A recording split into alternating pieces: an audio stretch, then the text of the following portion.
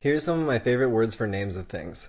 Aptronyms are names that totally fit the person with that name. Like how Usain Bolt's the fastest man alive, and Anthony Weiner's a politician who compulsively sends dick pics. Conversely, inaptronyms are names that don't fit the person with that name. Frank Beard was the only member of ZZ Top without a beard. And Danielle Outlaw is the commissioner of the Philadelphia Police. Pseudo-acronyms are easiest explained with examples like BBQ meaning barbecue and K9 meaning canine. Anacronyms are misnomers related to an older term or name for a thing. Modern tinfoil is made of aluminum. The lead in a pencil is made of graphite, but historically graphite was believed to be lead ore. The big golf clubs used for whacking the ball really hard are called woods, even though they're mostly made of metal nowadays. Contronyms are words with opposite meanings, like how cleave can mean to cut apart or cling together, or dust can mean to remove or add dust. Tautonyms are scientific names with the same spelling for genus and species, like bison bison bison for the American bison, ratus ratus for the black rat, and gorilla gorilla for the western gorilla. And those are some of my favorite NIMs. What are your favorites? You guys need to go put some pants on. Uncle George is coming over. Ew, yeah, he gives me the creeps. I know, that's why I told you to go put some pants on. Okay.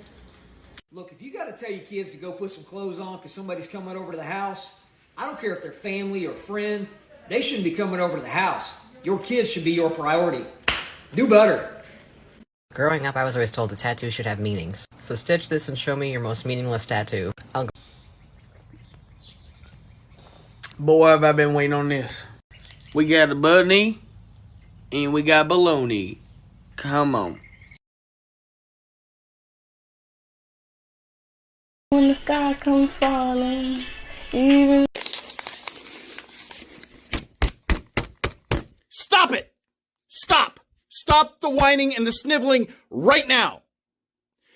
There are Christians in this world who are oppressed, yes.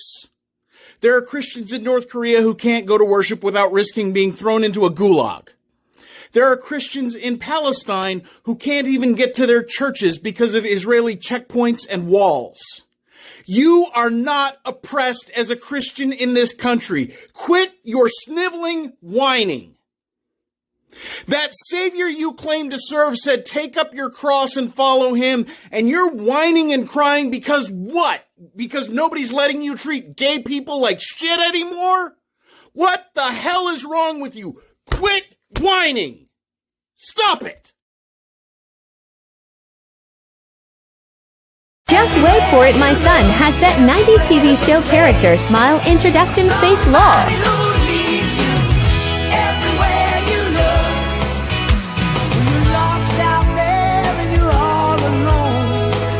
So happy it's snack time so I can take my mask off to eat my snack. It's so delicious. Do you like it? No! Why don't you like it? It looks like an upside down you. It looks like an upside down you. It looks like a soccer goal. It looks like a soccer goal? Oh, jeez. It looks like a magic. You think it looks like a magic carpet? Wow. I think it looks like a platypus nose. Oh, it looks like I have a platypus nose. Well, thanks. Thank you. I look like what? A magician. A magician. Make it disappear. Take your mask off. This is a joke. This is not a joke. This is my real face. Look. Change it.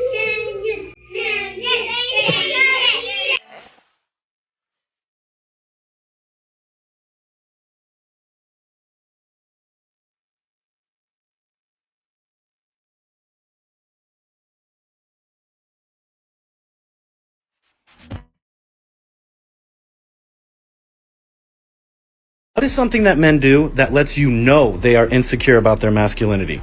I'll go first. I work at a brewery. Certain beers are assigned different glassware. It's just how it happens. Different shapes, different sizes, because it drinks better in that glass or because it needs to be in a smaller glass because it's a high gravity or high ABV beer. So if you're drinking an Imperial IPA, although you think that's a manly beer, it's getting put in a snifter. What's a snifter? It's a shorter, rounder glass with a stem on it. I hand guys these beers and they say, you had to give me the female glass? And I say, oh my God, when did glasses grow genitals? And then they're like, oh, you know it's girly. And I say, well, you ordered it. you'll be on your ass throwing up if you drink this in a 16-ounce glass. Also, if they get a goza or a sour and it's red because it's made with raspberries and they complain and they want a koozie because they don't want to see it, grow the fuck up.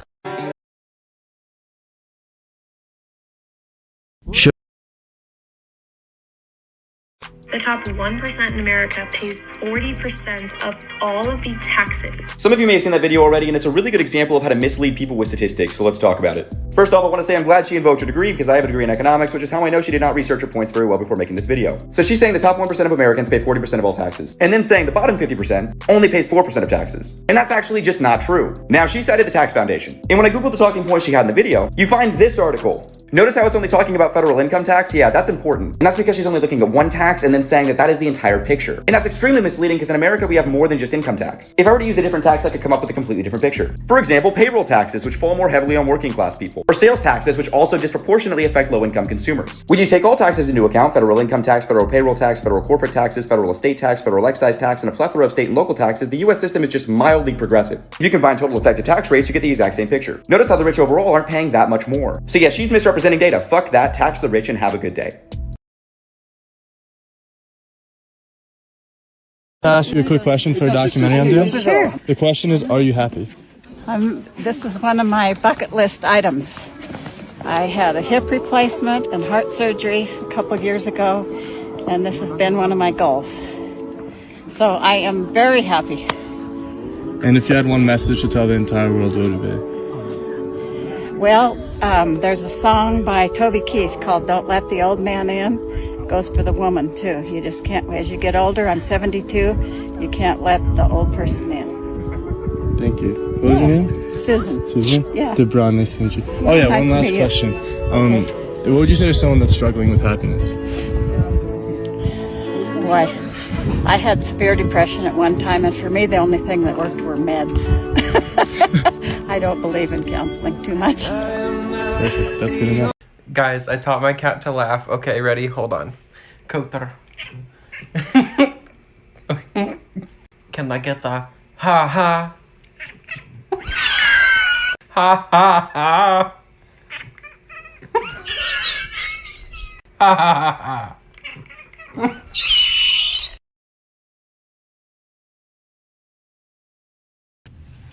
I'm not a vaccine hoochie. I'm not a vaccine slut.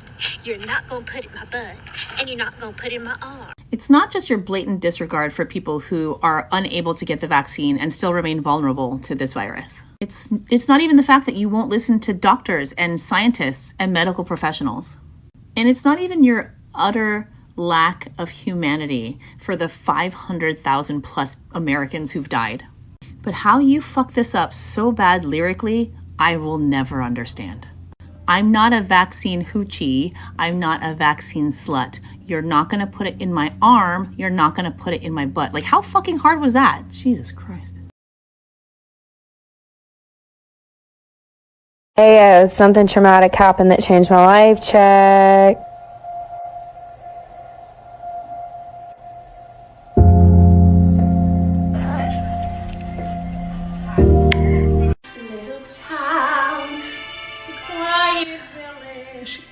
She's doing it again. I know, honey, just let it go. No. This is every day she says this. Little town full of little people. Little people. Little people. Okay, you have little people. Go. Hey, Belle? Oh, yeah. Belle. Who's little? What? You said little people. You walk around the village like you do. No, she does this every day. I'm just singing a song. I don't know why you're so upset. Because I make the croissants that you eat. I actually don't eat your croissants. There's a much better bakery like about Pierre is a hack. Honestly, I kind of just think you're a little jealous of him right now and a little bit of me. So I'm just no gonna one's keep walking jealous and of you. You live in a shack. My dad's an engineer. Your dad's insane. My dad is an engineer. An engineer who makes wood chopping things and poop slinger. Honestly, the poop slinger was revolutionary for this district. Don't. Your friend's a horse. At least I'm not married to a hag. Is this a joke? Is what I do a joke to you? Literally anyone can put something into an oven. Literally anyone. Yeah, you are crazy. When was the last time you touched your horse wife, huh? Crawl back to your shack. Look at your outfit, sir. I've never seen poverty stronger than I see it right now. It's made of genuine cotton. This is linen. And your right dead now. mom left it for you. Your dead mom. All because one Hufflepuff and one Gryffindor fell in love. And don't get me started on his magic wand. Welcome to the world, baby Hermione Granger, Professor Snape. Coming this November to a theater near you. I'm the turkey. And I made the stuffing. Welcome to the world, baby O.J. Simpson, Floyd Bronco Jr. Coming this 1992. Chestnuts roasting over an open fire were the only nuts in my mouth this year. Welcome to the world, baby Ebenezer Scrooge, Stop Asian Hate Smith. Emergency meeting. Mommy and Daddy have been really sus in medbay, and the imposter's going to vent this December. Welcome to the world, baby Bush did 9/11, 877, cash now. What?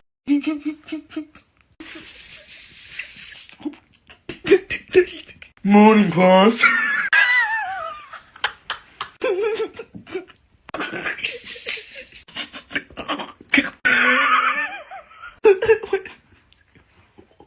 What the fuck is this in your room? Stop. Put it down.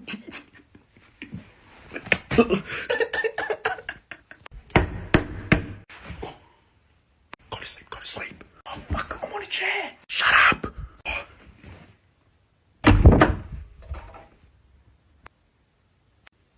Do you think I'm fucking stupid?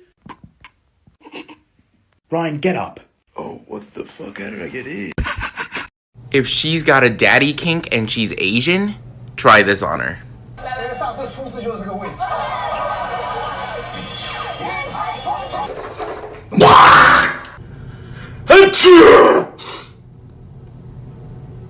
Why? Thằng này nổ bò à? Why?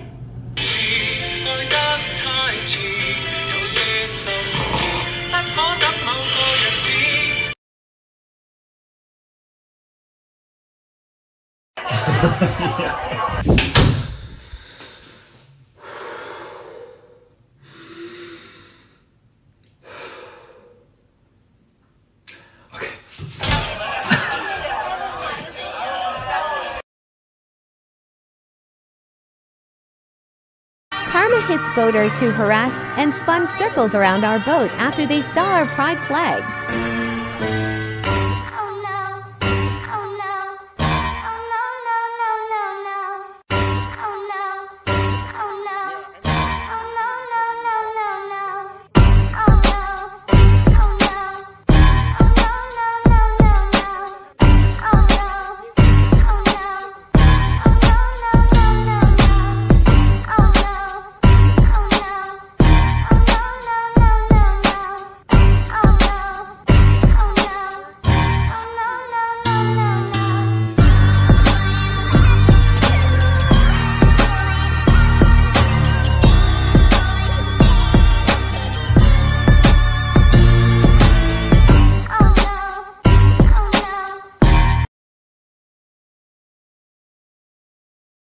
Ladies, wear the bikini. What's the worst thing that's gonna happen? Hello, my friends. Lady, you too, you my friend too. What gonna happen? I'm gonna tell you secret. I'm gonna speak really close to the mic so you can hear my secret. If I wear bikini to the beach or to like poolside, right? Like in Cabana, what gonna happen is all of these people are gonna come and they're gonna be like, hey, you want to go upstairs into my room and then we have fun? And then I'm gonna be like, no guy, I'm married. That's not my middle finger, it's my ring finger. I cannot handle all of that attention, right? I cannot have too many suitors coming after me. I can only handle one PP at a time. I know I have a lot of orifices, but I only have just one for the appropriate, right? Yeah. Okay, bye.